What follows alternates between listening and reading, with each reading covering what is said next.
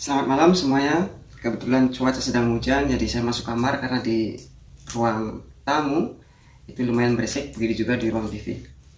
Saya baru saja menerima surat terbuka dari seorang dokter yang ada di lapangan dan menangani virus corona. Saya kira surat ini cukup menggambarkan bagaimana keadaan real di lapangan.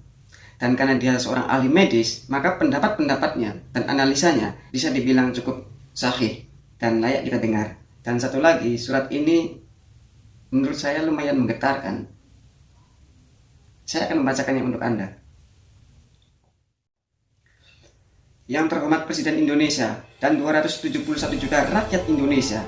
Tahukah Bapak Presiden dan 271 juta rakyat Indonesia, ada pihak paling rentan terhadap COVID-19, di mana mereka saat ini terpaksa mau merawat pasien COVID-19 dengan jumlah kasus lebih dari yang dilaporkan.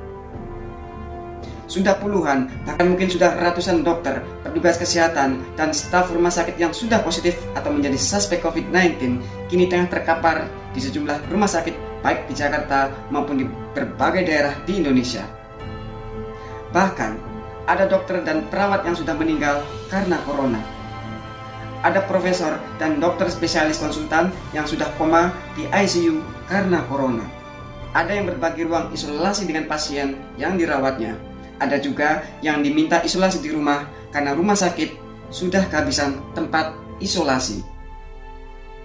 Tahukah Bapak Presiden dan 271 juta rakyat Indonesia, dengan BPJS, dokter spesialis hanya dibayar Rp6.000 per pasien per hari, dokter umum dibayar Rp2.000 per pasien per hari, bahkan residen atau calon spesialis yang menjadi garda terdepan penanganan virus corona dengan atas nama undang-undang sepeser pun mereka tidak dibayar.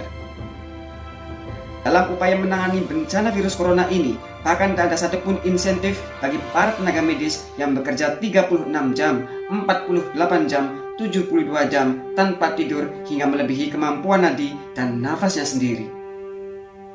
Karena itu, tahukah Anda, kini mulai ada tindakan penolakan pasien corona dengan berbagai alasan yang masuk akal.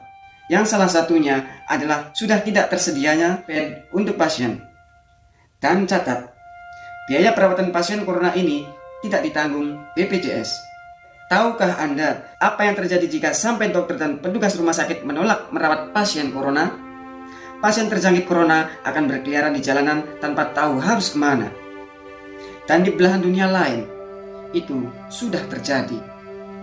Kondisi ini mengharuskan lockdown dilakukan sesegera mungkin. Jangan menunggu korban bergelimpangan di jalan. Saat ini, angka resmi kasus yang dilaporkan per hari Selasa 17 Maret lalu mencapai 268 kasus. Berdasarkan angka agregat COVID-19 yang sebesar 27 kali antara kasus yang diperiksa secara aktif dan kasus real yang tidak diperiksa, maka kita bisa mengasumsikan jumlah real penderita corona sudah mencapai 7.836 kasus. Dengan jumlah ini saja, banyak rumah sakit sudah pasti akan menolak pasien. Tahukah Bapak Presiden dan 271 juta rakyat Indonesia, saat ini di Italia yang merupakan negara besar, maju dan kaya, sebagian dokter dan praktisi kesehatan ternyata sudah tidak sanggup lagi merawat pasien corona. Ditambah kesadaran bahwa dirinya adalah individu yang paling rentan untuk terkena virus corona. Mereka bahkan telah menyaksikan dengan mata kepala sendiri betapa teman-teman mereka, para dokter dan perawat, begitu menderita di ruang ICU dan ruang isolasi. Di Italia, mereka sudah memilih antara pasien yang harus dirawat dan pasien yang dibiarkan karena memiliki harapan hidup kecil. Itu adalah protokol penanganan pasien dalam keadaan bencana. Siapa yang punya harapan hidup lebih tinggi akan diprioritaskan, dan siapa yang punya harapan hidup kecil akan dibiarkan menjemput ajal. Para dokter dan rumah sakit di Indonesia sama dengan para dokter dan rumah sakit di Italia, Jerman, Perancis, dan Inggris. Mereka mampu menolak pasien. Ini memang berbeda dengan tenaga medis di Cina, sebab di Cina, jika petugas kesehatan menolak pasien, mereka bisa ditembak. Pemerintah Cina sendiri sudah menggelontorkan dana hingga mencapai 20.000 triliun rupiah untuk penanganan virus corona. Sebaliknya, dokter dan petugas kesehatan rumah sakit Indonesia saat ini bisa serentak menolak merawat pasien. Sejak 5 tahun terakhir dengan penerapan BPJS, para tim medis adalah buruh kerja rodi dengan bayaran menyedihkan dan fasilitas kerja yang sangat terbatas.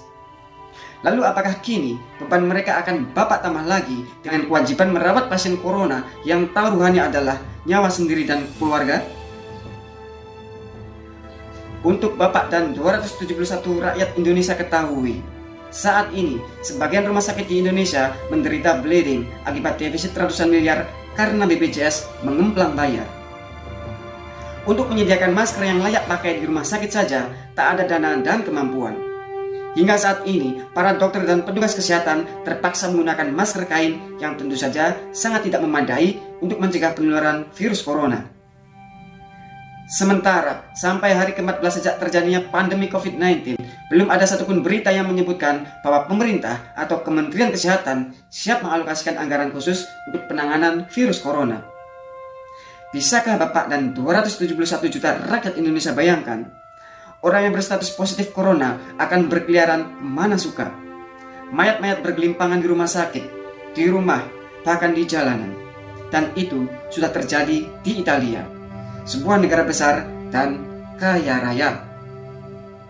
Cobalah sekali ini saja pakai nalar dan hati nurani Anda semua. Jika Anda terjangkit virus corona dan tidak ada satupun rumah sakit yang mau merawat Anda, apa yang Anda lakukan?